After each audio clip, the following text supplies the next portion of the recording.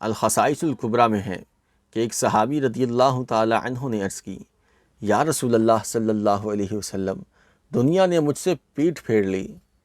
پیارے نبی نے فرمایا، کیا وہ تسبیح تمہیں یاد نہیں جو تسبیح ہے فرشتوں اور مخلوق کی، جس کی برکت سے روزی دی جاتی ہے؟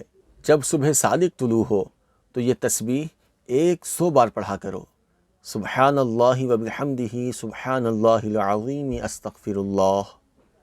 فرمایا، دنیا تیرے پاس ذلیل ہو کر آئے گی۔ فرماتے ہیں وہ شخص چلا گیا، کچھ مدت ٹھہر کر دوبارہ حاضر ہوا۔ عرض کی، یا رسول اللہ صلی اللہ علیہ وسلم، دنیا میرے پاس اس کثرت سے آئی، میں حیران ہوں، کہاں اٹھاؤں کہاں رکھوں؟